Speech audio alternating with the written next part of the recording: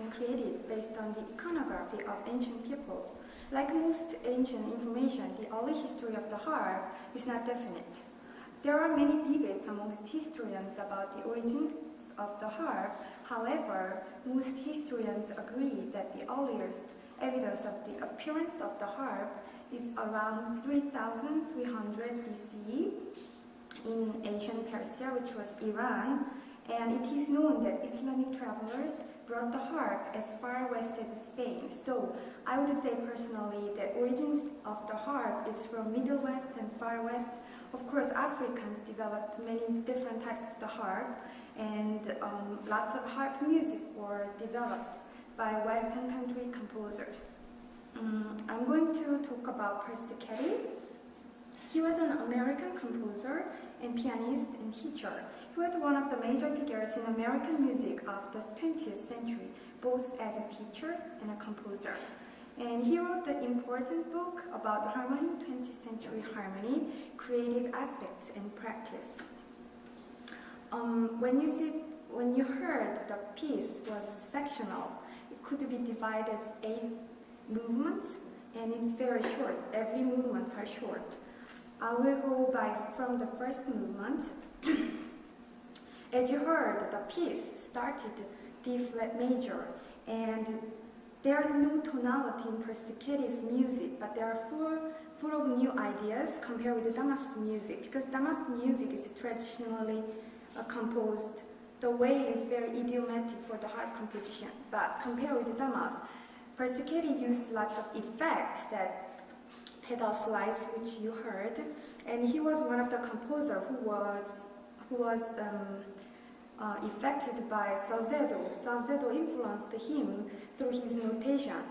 I would like to mention about the Salcedo. He was a composer and great harpist, but he was important harp method innovator. He made important composition contributions. He invented the pedal slide, fingernail glissando, nail playing near soundboard, and various percussive effects. In his book, Modern Study of the Harp, he explains more than a dozen various harp effects, including alien flukes, failing hail, gushing chords, rapid whistling sounds, pedal slides, tympanic sounds, and xylophonic sounds. He influenced other composers like Berio and Boulez. And through this Persicchetti's Serenade, there are pedal slides you heard, and fingernail sounds, and nail playing near the soundboard. You heard that sound. And he was also influenced by Salcedo's notation, which is about the harmonics. Usually, when you want to hear, this is middle A, and if you want this sound, usual composers notated the way under this A, but Salcedo's notation was the actual sound, so it was kind of special, and then Persichetti used the sound. In the movement first movement, the center is D flat, even there is no tonality, but composer clearly emphasizing D flat that I'm going to show. There are 2 motives in the first movement. The first motive is with perfect fifth with minor second, and that motive is flute introduced. You can hear this is perfect fifth, minor second, perfect fifth. So that would be the first motive. And the second motive Persichetti is introducing is 2 major third connected by major minor second, which is this is major third, this is also major third, but they're connected by minor second. So you can hear those 2 motives, and he even uses retrograde motives, and that is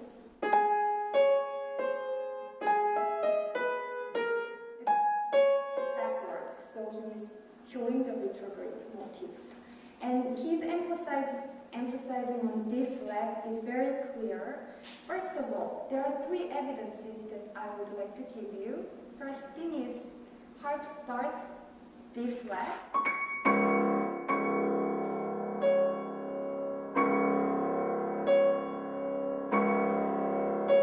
You hear that 3 times, and then there's a D flat pedal tone in the flute part, as you can hear. And also, there is another important line is that harp solo goes a soprano line goes from D flat to D flat.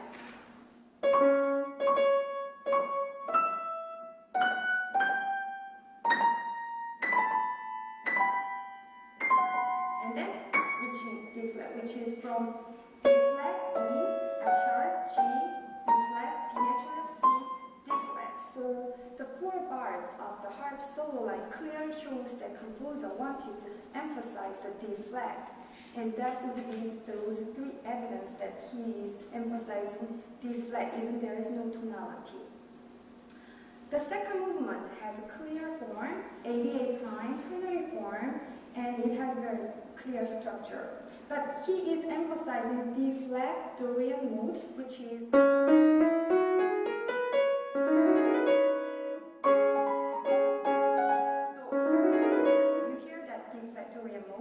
and the second thing is that folk tune effect. There are open fifths in the beginning, which creates more of a folk song sound. So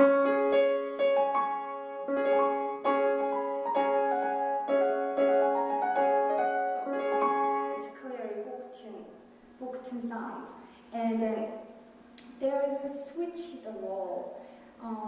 Harp plays a theme in the beginning, and then flute accompanies, but later he switched the role, so flute plays the theme and harp accompanies. Like in the solo piano piece, composers can vary the theme through switching the register, like and then later.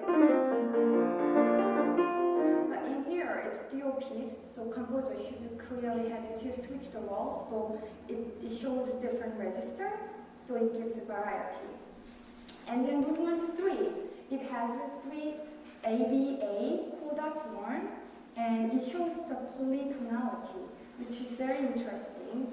And Persichetti is emphasizing A, the notes A. And there is another important aspect about this movement is the connection of the 4/4, 6/8, 4/8 meter patterns.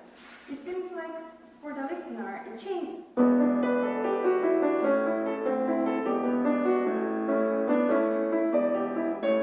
But actually, 4/4, 6/8, 4/8, 6/8. So actually, it has regular pattern, which Persichetti is playing with the ears. And there is another interesting aspect is about canonic progression. As you heard, harp plays that but overlaps with the flute part.